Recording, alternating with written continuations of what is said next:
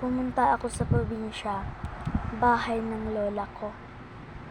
At yun nga, may barbecuehan siya at may kakompetensya siya. At yun nga, galit na galit si nanay. At tawagin lang natin siyang pangalang Lena. Si Lola Lena ay nagbibenta ng barbecue at may kakompetensya siya. Si Lolo naman patay na dahil nga sa cancer. Ayun nga, hindi namin naakala marami daw mga tao na mamatay sa barangay ni Lola. Barangay ng lahat.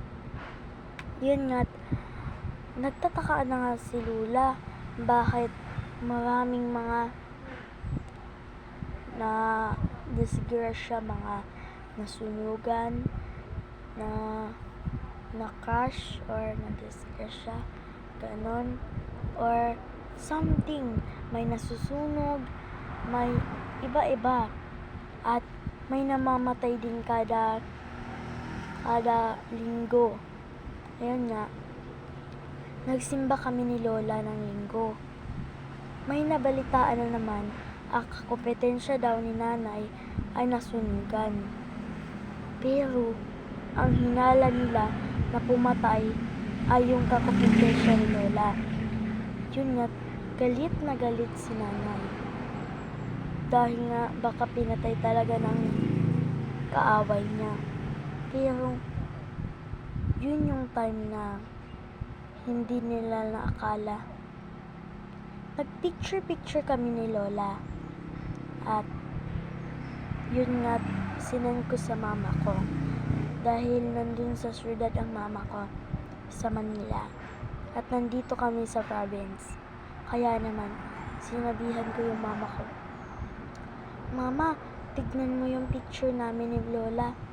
Sabi naman ni mama, "Anak, umalis ka na dahil multo ang kasama mo, hindi mga tao."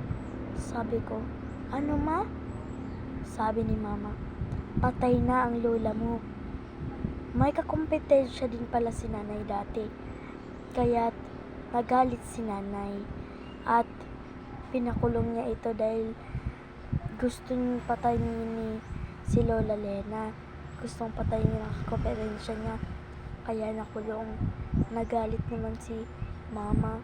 Sabi niya, "Umalis ka na." Dahil daw, hindi si Lola ang kasama ko.